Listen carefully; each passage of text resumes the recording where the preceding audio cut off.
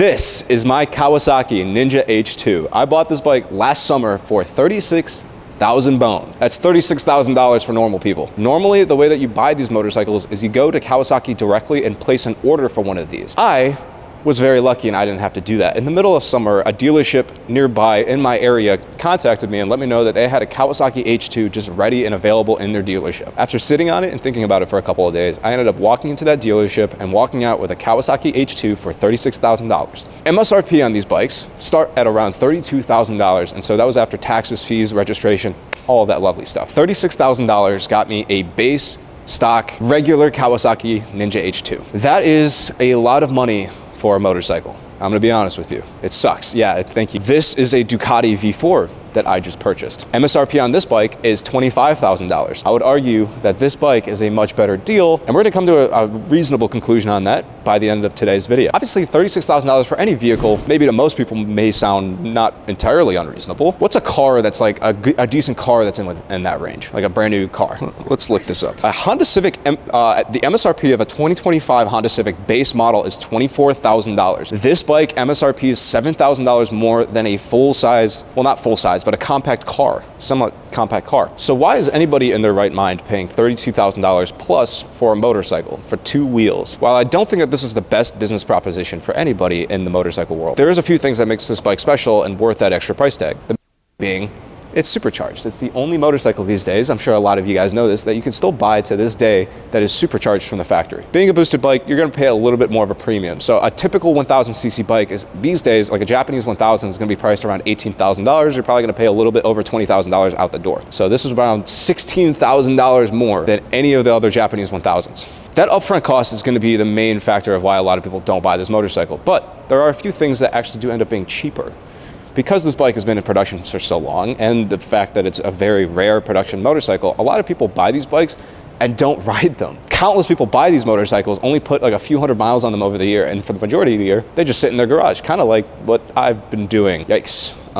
It's winter. Yeah, pan the camera outside real quick. Yeah, not my proudest moment. Yep. It sucks. I rode this bike it has 2,200 miles on the odometer on this motorcycle, unfortunately. Yeah, 2,200 miles. Not my proudest, not my most amount of mileage on any motorcycle. Why didn't I ride this bike as often as I should have? Let's go over the cost of what this bike costs to maintain. This bike, unfortunately, eats through tires. Even though I only put 2,200 miles on this bike, it already ate through its stock tires. Clearly, these are not the tires that the H2 comes with. I just put on fresh rubber right before winter hit. Tires for this bike are unfortunately gonna cost around $300 for a rear tire and about $250 for a front tire. So as you can see, we're already starting to elevate the cost a little bit. Not only does this bike cost a lot up front, it also costs a lot to maintain. Oil changes for this bike, while being actually quite simple to work on, working on this bike is very easy. It's only on the other side of the bike, there's only a little panel right here that you have to remove in order to get to the oil filter. And so working on this bike yourself, like doing basic stuff like oil changes, quite easy to work on, which I actually did the first and second oil change on this bike myself. Doing basic maintenance on this bike, oil changes, tire changes, as you can see this bike only has lug nuts on the rear wheel. All this stuff requires just basic tools that you probably have in your garage and most bikers probably have in their garage. But this bike has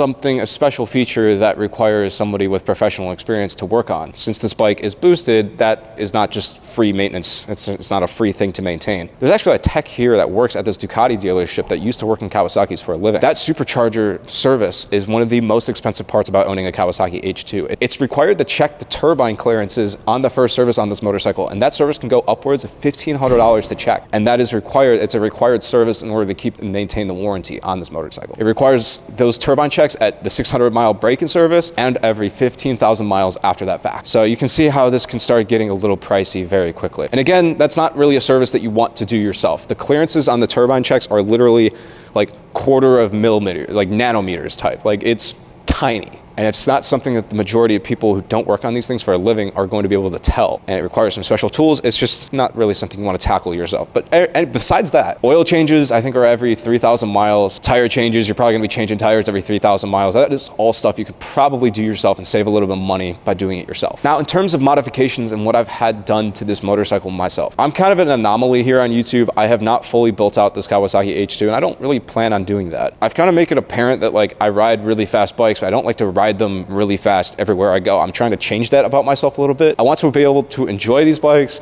when necessary, but not try to enjoy them too much around other people, if you're catching my drift there. So these bikes are fast enough as they are from the factory. I have no real desire to really build this bike out more than what it just, like the bare minimum. And so currently what I have on this bike is kind of what I just plan on having on it going into the future. I think it has plenty of modifications and it has what it really needs. So the first modification I did to this bike was this very legal Ninja H2 plate. As you can see, it's not flipping, it's not going anywhere. It's a completely legal plate. That mount cost me about like 55 bucks, something like that off of eBay. It's a very cheap bike to mod. And the next, and I'm pretty sure last modification I did to this bike was this full titanium Van Diemen system. I think it cost me around $2,200. Really not that expensive of a bike. I mean, it sounds like a lot of money, $2,000 for an exhaust system. Like, it sounds like a crap ton of money. Do you recommend that like a normal person works on this bike like for the turbine service? No, I honestly wouldn't. Well, thank you. I just wanted to get your professional opinion on that real quick. So he's the guy who checked the turbine service for me. So professional opinion, of course. So $2,000 for an exhaust probably sounds like a lot of money, but just so you get an idea, the full titanium system I had on my BMW S1000 RR was $3,300, and a full system on the Ducati V4, I'm pretty sure, is upwards of $8,000 these days. So titanium is a very expensive material. It costs a lot of money, and so $2,200 for a full titanium system on the H2 is actually kind of a steal compared to most bikes. I'm pretty sure it's one of the cheapest full titanium systems that you can get on a motorcycle. So the last modification I did to this bike was a BT Moto tune. I think that was around 500, 600 bucks off the top of my head. It might have been more. Getting the tune on this bike, now I can't even go full throttle in third gear. I can't use the full power of the bike until like fourth and fifth gear. Like, it's insane. It might be a skill issue. It could be a skill issue, but I promise you, with the stock swing arm with a tune on this bike, even though I don't have any air filter on this bike, I don't have like anything built, I don't have cams or anything like that, bananas what this bike can do. Trust me, it's plenty of power. It's more than I would probably ever need, or you would ever need in your life. God, I sound like everybody else who owns an H2 now, but it's true. Which you would think by me all describing all of this stuff, you would be like, wow, insuring this bike must be like really expensive, because people probably just buy these bikes all the time and just yeet themselves into unexistence. It'd actually be a little bit of the contrary. I spend $800 a year to fully insure this bike with full coverage. And that is after my motorcycle accident. Like $800 a year. That's not bad. I'm 23 years old. I rent an apartment. It's not like I'm not married. It's little, you'd think that I would be kind of paying a lot in insurance, but I'm not. I actually pay less in insurance on this than I would on my V4 or like a 600. Like, it's a little weird. But the way insurance works is they compare your risk compared to other people who bought the same motorcycle. So what I'm assuming is what's happening is a lot of people buy this bike, they don't ride them around. They just keep them stored in their garage, kind of like what I've been doing since I only have 2,200 miles on this thing. People are not daily driving this to church or to go get groceries. No, they're only taking it out on weekends and just probably driving them to car shows to show it off. And so that's why insurance on this bike, I believe, in my opinion, is so cheap. Even though it's such an expensive motorcycle, it makes a ton of power, it's really hard to control. That's why insurance is really cheap, is because people aren't driving these things and wrecking them that often. They don't exist that often. How often do you see an H2 on the road? And so here's the total yearly breakdown list. I'm going to put this right here. I'm going to do a little bit of math. I can't do off the top of my head. It's going to include the purchase price, tires, because you're likely going to go through tires your first year. The number one thing I've always complained about the H2, and I feel like I'm like famous for saying this at this point, and I kind of feel bad because this is still a great, fantastic motorcycle to own and have. But the Kawasaki H2, it overheats. There's no way around it. When riding this bike hard, and I mean like you are pushing full throttle for like 10, 20 minutes at a time. Like, you are doing some kind of insane things. Like, if you're doing a quick pull here and there, it's going to be fine. Like, you're okay. But I mean, like, if you're on a straight well highway, I'm not saying I've ever done this, but like, if there's no other cars in the road and you're just full pin throttle 6th gear the entire time, it's going to get a little bit hot.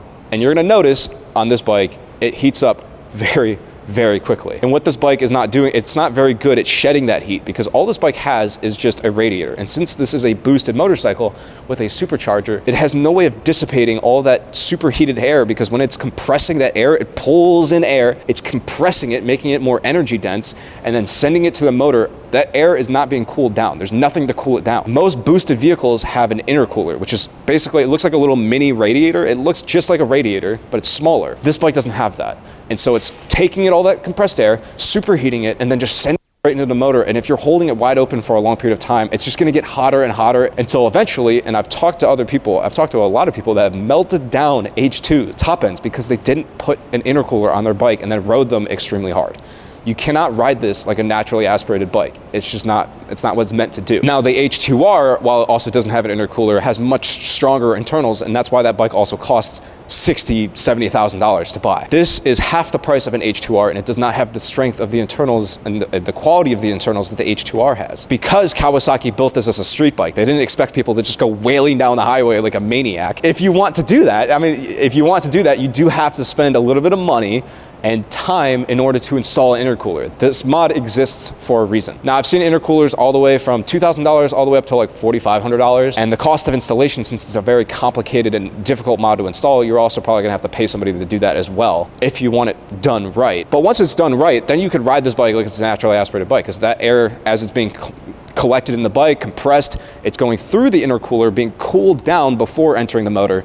It's going to protect the motor from any overheating issues. I'm so glad I finally got the opportunity to explain all that. But regardless, people have melted down their H2s. I've literally talked to people that have melted down their H2s before. It has happened. It has that simple design flaw because Kawasaki just didn't build it expecting people to just wail on these things like a maniac. Now, I've calmed down, hopefully in my riding a little bit, that I'm not going to do that this season. I'm not gonna try to wail around and scare anybody. And so that's why I've decided not to install the intercooler mod. It's a lot of money. Honestly, I would rather spend that money towards like a beater bike or something, like an actual vehicle, rather than just something that enhances a vehicle I already own. It's nothing that's stopping this bike from being rideable, but I think I would rather just have that limitation, that mental, like mechanical limitation preventing me from driving this thing like a maniac, than actually be tempted to drive this thing like a maniac and have it be safer, if that makes sense. It's my hope that my mechanical sympathy for this motorcycle will prevent me from riding this thing like a maniac. So that's why I'm not foregoing the $3,000 plus to install an intercooler on my H2. That being said, if you do plan on buying this bike and wailing it around like an absolute maniac, that is a modification you are likely going to have to install. And if that bothers you, I highly recommend just getting a naturally aspirated bike. It's going to be just as good of a riding experience, if not better, because it's going to be a little bit more controllable, and you don't have to worry about literally melting the bike down because you're riding it too hard. I'm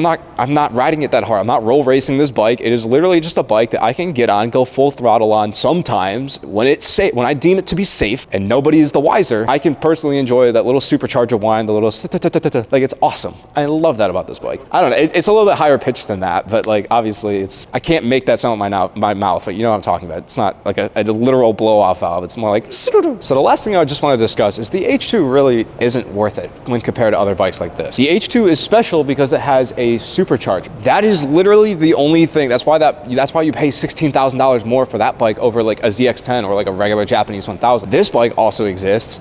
$25,000 MSRP. It is literally $7,000 cheaper than a base H2 for just a base V4. Meanwhile, this bike is going to be easier around the city. It's going to be easier on the highway. It's going to be pretty much just as fast. This bike is still going to wheelie in first and second gear. You can't go full throttle until third gear, just like the H2. Almost as much horsepower. This bike makes 190 horsepower to the rear wheel stock, and so with an exhaust and tune, it's probably going to make closer to over 200. This bike is already ridiculous enough as it is and has just as much character as the H2, and you're spending way less money for a Ducati, for a shiny red Ducati, which is a little bit backwards if you really think about it. You're getting way better technology, way more updated technology, because that H2 is 10 years old now. This bike just came out this year. You're getting the top tier electronics, a way bigger screen, way better amenities, a way nicer throttle, way better suspension. It's just going to be a well-rounded bike compared to the H2. And so that's my point, and what I want to end today's video on is the H2 is a ridiculous bike for sure. Is it worth the money? Absolutely not. Is it worth the money to you? That's going to be your decision. And so let me know in the comments if you think that the H2 is still worth it after you know all of this stuff.